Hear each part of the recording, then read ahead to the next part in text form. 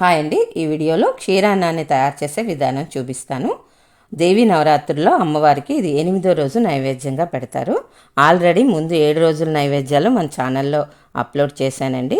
ఇప్పుడు దీన్ని తయారు చేసుకోవడం ఎలా చూద్దాం. ఇలా ఒక బౌల్లో రైస్ని తీసుకుని నానబెట్టుకోవాలండి. దీన్ని ఒక 2-3 సార్లు నీట్గా క్లీన్ చేసుకున్నాక వాటర్ పోసుకుని ఒక 10 నిమిషాలైనా నానాలి.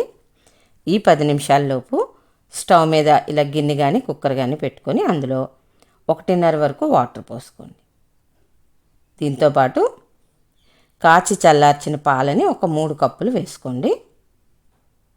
యాక్చువల్లీ అసలు పాలతోనే చేస్తారండి, వాటర్ వేరు. కాకపోతే మనకి రైస్ పెర్ఫెక్ట్గా ఉడకదండి, అందుకని నేను 1:30 కప్పు వాటర్ పోసాను.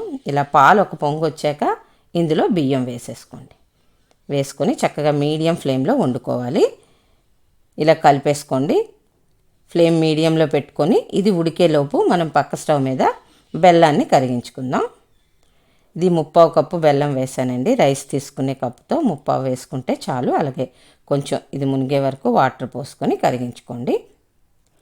ఫ్రెండ్స్, కొత్తగా ఎవరైనా మన ఛానల్ చూస్తున్నట్లయితే సబ్స్క్రైబ్ చేసుకొని బెల్ ఐకాన్ యాక్టివేట్ చేసుకున్నారనుకోండి, నేను ఏ రెసిపీ అప్డేట్ చేసినా మీకు నోటిఫికేషన్ వస్తుంది. సరే, బెల్లం అంతా కరిగింది. ఇలా కొంచెం బుడగలు వస్తే చాలండి, పాకం రావాల్సిన అవసరం లేదు. ఇప్పుడు దీన్ని దించేసి అదే స్టవ్ మీద చక్కగా డ్రై ఫ్రూట్స్ని ఫ్రై చేసేసుకోండి. 1 టేబుల్ స్పూన్ నెయ్యి వేసుకుని చక్కగా మన దగ్గర ఏవి ఉంటే అవి వేసుకోవచ్చు. మధ్య మధ్యలో రైస్ని కూడా ఒకసారి కలుపుతూ ఉండాలండి ఇవి చేస్తున్నప్పుడు. ఇప్పుడు వీటిని ఒక పక్కన ఉంచుకోండి. ఇప్పుడు రైస్ దగ్గరికి వెళ్దాం. సరే, దగ్గరగా అయిపోయింది, చక్కగా ఉడికిపోయింది కూడానండి. ఇలా మనం క్వాంటిటీ వాటరు పాలు వేస్తే రైస్ చక్కగా దగ్గరగా ఉడుకుతుంది, మెత్తగా ఉంటుంది. ఇప్పుడు ఇందులో బెల్లం నీళ్ళని వేసుకుందాం. బెల్లం నీళ్ళు కూడా 1 కప్పు వరకు ఉంటాయండి, అందుకని మనం ముందు 4.5 కప్పులు నీళ్ళు పాలు కలిపి తీసుకున్నాం. 1.5 కప్పు నీళ్ళు, 3 కప్పులు పాలు. ఇప్పుడు బెల్లం నీళ్ళు 1 కప్పు వచ్చాయి. ఇలా అయితే పెర్ఫెక్ట్గా వస్తుంది మీకు క్షీరాన్నం.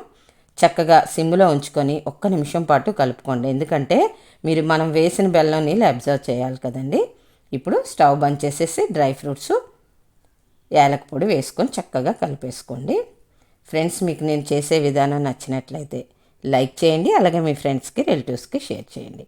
మన ఛానల్లో ఇంకా చాలా వంటలు ఉన్నాయండి, వాటిని కూడా వాచ్ చేయండి. Thank you for watching.